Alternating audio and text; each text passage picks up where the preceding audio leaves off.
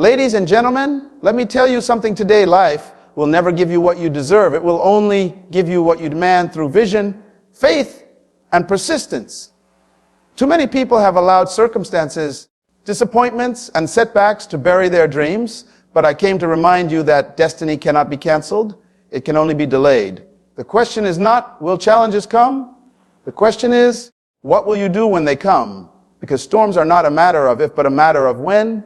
Every great vision is tested. Every assignment from God is opposed. And every destiny requires resilience. That's why you must rise up, trust God, and never give up. When you fall, don't stay down. The ground is not your home. The enemy's greatest weapon is not your failure. It's your discouragement. Because if he can keep you lying down in shame, you will never rise to fulfill what God placed in you. But hear me, failure is not final. Failure is only an event. It is never a person. You are not what you went through. You are what God says you are, and God has declared that you are more than a conqueror. Trusting God means anchoring your life in His promises, not in your feelings. Feelings change. Circumstances shift. People may walk away, but His word never fails. When everything around you seems uncertain, when doors close, when opportunities dry up, you must remember that the one who called you has already completed the work before you began. You are walking out a finished plan. Your life is not an accident, it is a divine assignment. The reason you cannot give up is because someone's future is connected to your obedience. Someone's freedom is tied to your persistence. Someone's breakthrough is waiting on your faithfulness. If you quit, it's not just your dream that dies. Others who depend on your courage will remain in darkness. That is why giving up is never an option for a child of God. So rise up, shake off the dust of defeat. Stand tall in the face of opposition. Trust God beyond your understanding. Do not limit Him by your resources, your background, or your education. The vision He placed in your heart will always be bigger than you because it is meant to show His power, not yours. Never give up. Not when you are tired. Not when you are discouraged. Not when you feel unqualified. Because the truth is, God does not call the qualified, He qualifies the called. Your weakness is the perfect stage for His strength to perform. Your limitations are the canvas for His glory. So today, let this word burn in your spirit. Rise up, trust God, and never give up. Because the only battle you truly lose is the one you surrender. As long as you are breathing, your future is still alive. When you fall, it can feel like the end of everything. The weight of disappointment, shame, and regret can press so heavily upon your heart that you begin to believe you will never rise again. Yet the truth is that your fall is not final, because falling is a part of the human journey. Every man or woman who ever accomplished anything significant in life has tasted the bitter dust of failure. But they discovered something powerful. The ground is not their home. It is only a place to gather strength, to rise up again, and to continue walking toward destiny. What makes you different is not that you fell, but that you refuse to stay down. There is a profound deception that comes with failure. It whispers that because you fell, you are finished. It tells you that you are disqualified, that God has abandoned you, that your mistakes have destroyed your purpose. But that is a lie. Failure is not a tombstone. It is a stepping stone. It is not the end of the story. It is simply a chapter in the unfolding book of your life. You must understand that a fall does not define you. It refines you. It reveals the places where growth is needed, the areas where faith must be strengthened, and the lessons that prepare you for greater victories. Think about this. Even the strongest among us stumble. The scriptures remind us that the righteous fall 7 times but rise again. Notice the emphasis is not on the fall but on the rising. The mark of righteousness is not perfection, it is resilience. God does not disqualify you because you stumbled. He strengthens you to get back up. You are not identified by the pit you fell into, but by the decision you make when you are in that pit. Do you stay down in self-pity, or do you rise with determination? That choice defines your destiny more than the fall itself. Rising up after a fall requires a shift in perspective. You cannot view your life through the lens of defeat. You must see it through the eyes of faith. You must remind yourself that inside you is a seed of greatness that cannot die simply because of one setback. That seed is divine. It is eternal. It was planted in you before you were born. No failure can uproot it. When you rise, you water that seed with faith and persistence. When you stand again, you give permission to that seed to grow. And when you continue to walk despite your scars, you declare to the world that your destiny is stronger than your defeat. One of the greatest dangers of falling is the temptation to remain in hiding. Shame makes you want to retreat, to isolate, to bury your potential where no one can see it. But hiding will never heal you. The only way forward is to rise, to face the light of day again, to admit that you fell, but to also testify that you refuse to stay down. Rising is not about pretending the fall never happened. It is about owning it, learning from it, and standing taller because of it. Every scar on your soul can become a story of triumph if you decide to rise. Rising up requires courage because the fear of falling again is real. But here, this courage is not the absence of fear. It is the decision to move forward in spite of fear. If you wait until you feel no fear, you will never rise. If you wait until conditions are perfect, you will never move. Rising is a decision, not a feeling. It is a declaration that no matter what has happened, you still believe in your future. It is a commitment to show up again, to dream again, to try again. When you rise, you break the power of the enemy's strategy. His aim was never the fall itself, but the paralysis that follows it. He rejoices when you stay down, when you quit, when you bury your vision. But every time you stand again, you declare war against the forces of discouragement and defeat. You proclaim that your destiny is alive. You remind yourself and the world that you are not finished yet. Trusting God means leaning on His promises, not your feelings. Feelings are unstable. They shift like the wind, and they change with circumstances. One moment you feel strong, the next moment you feel weak. One moment you feel full of faith, the next moment you feel overwhelmed with doubt. If your trust is anchored in what you feel, you will be tossed back and forth like a ship without an anchor. Feelings are real, but they're not reliable. They can inform you about where you are emotionally, but they should never decide where you are going spiritually. That is why you must learn to stand on something stronger, something unshakable, and that is the promise of God. Every promise of God is a revelation of His character. When He says He will never leave you nor forsake you, He is not making a suggestion. He is revealing His nature as a faithful God. When He says He knows the plans He has for you, He is not giving you a hopeful idea. He is declaring His intentional design over your life. Promises are not casual statements. They are covenants backed by the authority of the one who cannot lie. Trusting God means choosing to believe His word, even when every visible fact around you seems to argue against it. Feelings will always respond to your environment. When the bills pile up, you feel anxious. When friends betray you, you feel hurt. When your body is sick, you feel weary. But faith is not a reaction to environment. Faith is a response to revelation. Faith does not deny reality, but it refuses to bow down to it. Faith stands on the promise that God is greater than the reality you face. Trusting Him means saying, I see the storm, I feel the fear, but I choose to believe that His word is true. It is easy to trust God when life is smooth, when doors open, when prayers are answered quickly. But real trust is tested in the wilderness. Real trust is proven when the answer is delayed, when heaven feels silent, when you cannot trace His hand, but you must still trust His heart. That is when promises become the anchor of your soul. That is when you rehearse to yourself what He said, even if you don't yet see it. You remind yourself that the same God who spoke the universe into being is the same God who is watching over His word to perform it in your life. The danger of leaning on feelings is that they can lead you into premature decisions. You may feel like giving up, but the promise says you are more than a conqueror. You may feel unworthy, but the promise says you are chosen and beloved. You may feel forgotten, but the promise says you are engraved in the palms of His hands. Trust means aligning your choices with His truth instead of your emotions.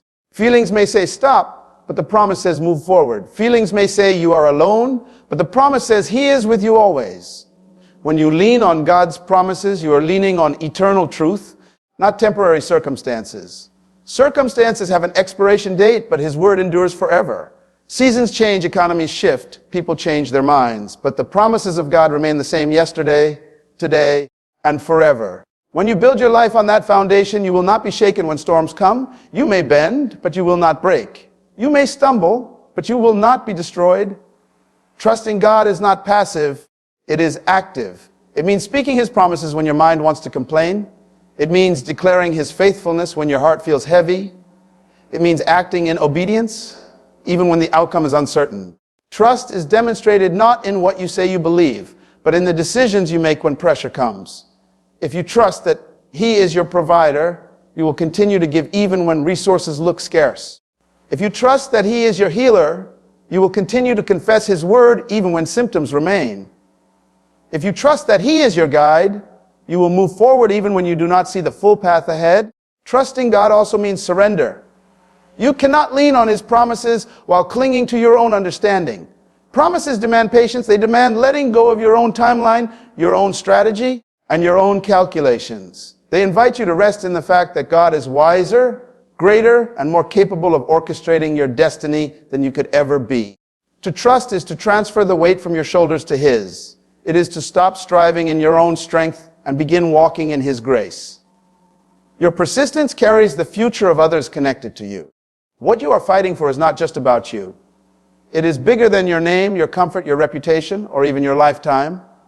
Every destiny is tied to another destiny, and your obedience creates a ripple effect that reaches farther than your eyes can see. When you choose to press on, even in weakness, you are paving a path for someone else to walk boldly. When you refuse to quit, you give hope to others who are watching your journey in silence, drawing strength from your example. There are people whose faith will awaken because you endured. There are people whose vision will be born because you refuse to let yours die. Life often tempts you to believe that your struggle is private, that your pain is hidden, that no one notices what you are going through. But persistence is never private. It may feel hidden in the moment, but persistence always produces fruit that others will eat from. When a parent refuses to give up, the children inherit stability and courage. When a leader stands through storms, a generation learns resilience. When a believer clings to faith through trials, others learn that it is possible to endure without breaking. Someone's tomorrow is being shaped by your today. That is why you cannot afford to surrender. Consider how legacies are built. Legacies are not born out of comfort, but out of endurance. Every great story that inspires you today was once a painful process someone endured yesterday. Persistence is the bridge between vision and legacy. Without it, dreams die as wishes. With it, they live on as testimonies that empower countless others. You must see your persistence as an inheritance you are building for those who will come after you. Even if they never know your name, they will benefit from your endurance. The weight of persistence is heavy, but it is holy. It carries within it the responsibility of stewardship. You are not just carrying your own vision, you are carrying the destiny of those who are attached to your life. When you give up, you do not only abandon your own future, you also leave others stranded who are meant to follow the trail you were blazing. Persistence is about stewardship of influence, whether that influence is over one child, one friend, a community, or a generation.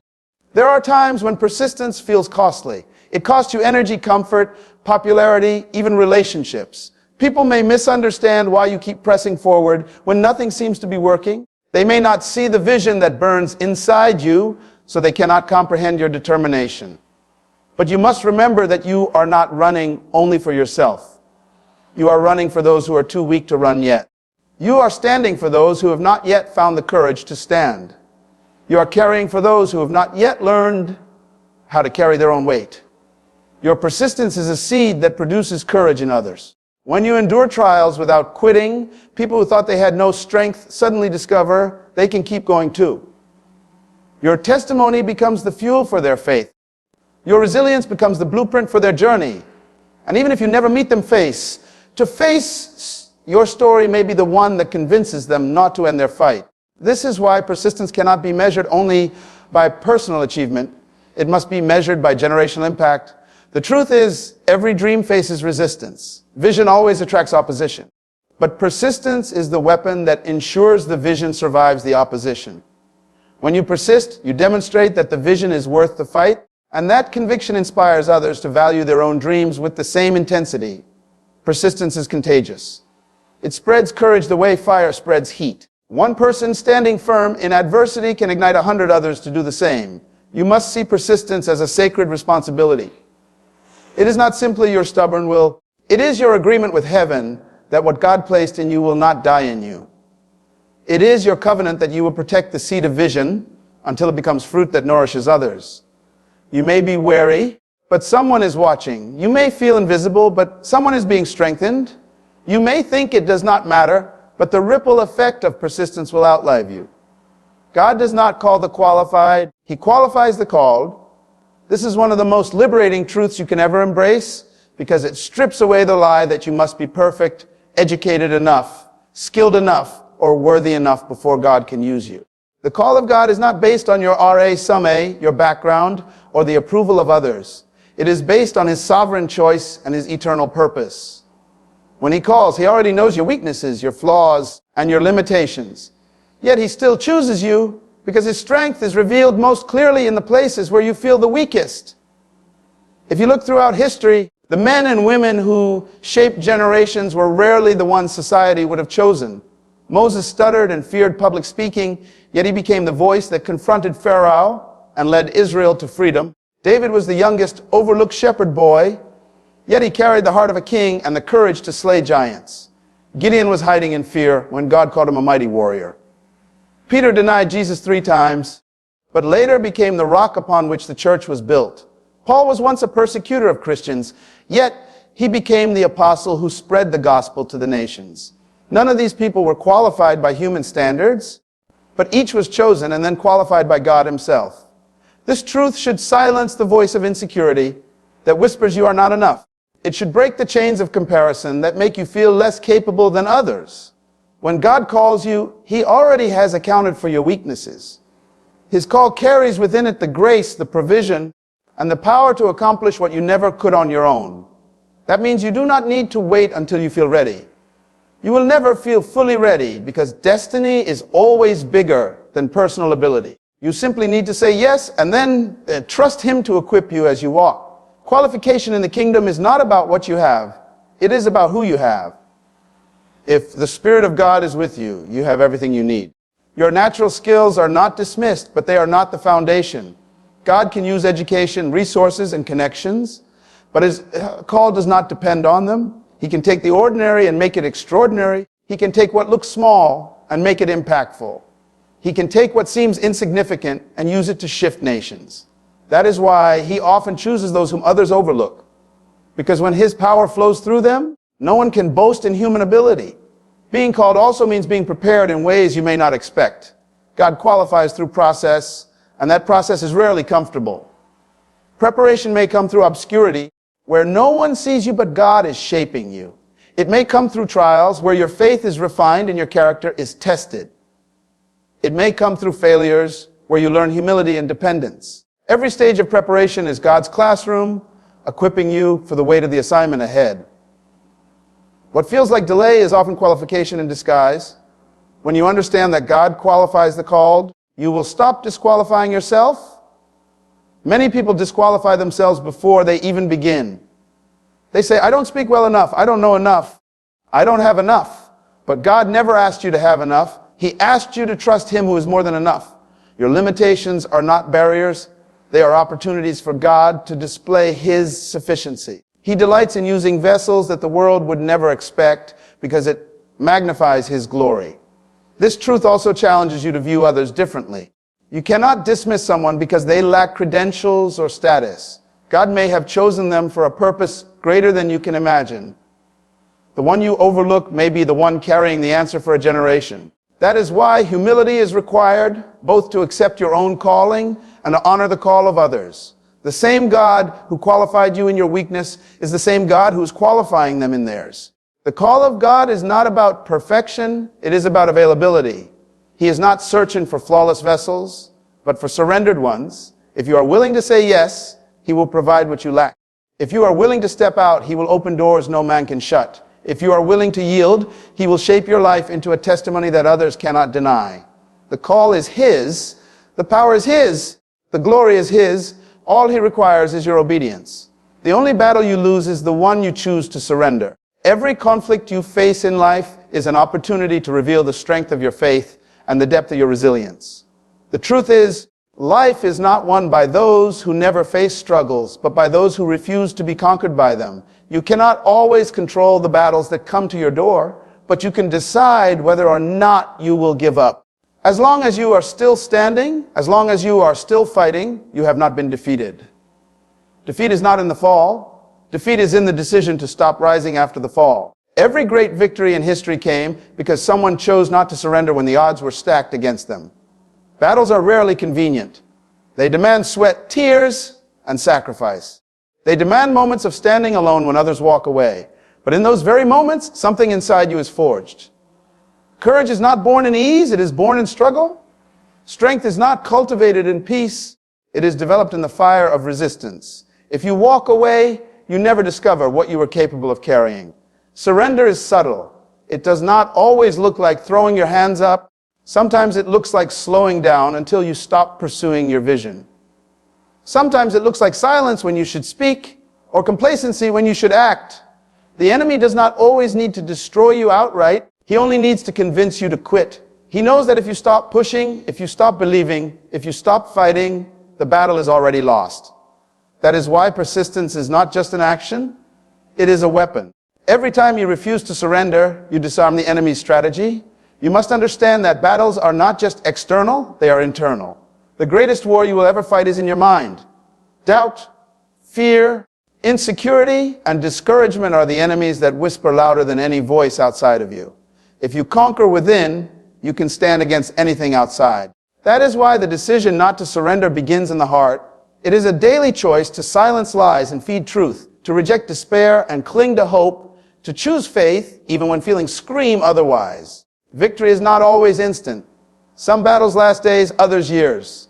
Persistence is what carries you through the long nights when it feels like nothing is changing. Persistence keeps you moving when progress is invisible. It reminds you that the process itself is shaping you for what lies ahead. Every step forward, no matter how small, is still ground gained. Every day you keep going is proof that the battle is not over. What looks like delay is not defeat. What feels like weakness is not surrender. What seems like silence from heaven is not abandonment. The danger of surrender is that you never know how close you were to breakthrough. Many stop one step before the finish line. Many abandon the fight right before the answer appears. Persistence ensures you are still in position when the door opens, still ready when the opportunity comes, still prepared when the tide shifts. If you surrender, you remove yourself from the place where God intended to reveal His power. But if you stand, you qualify yourself to see the miracle. Think of the battles you face not as obstacles, but as training grounds. Each challenge builds spiritual muscle. Each trial sharpens vision. Each setback increases dependence on God's strength instead of your own.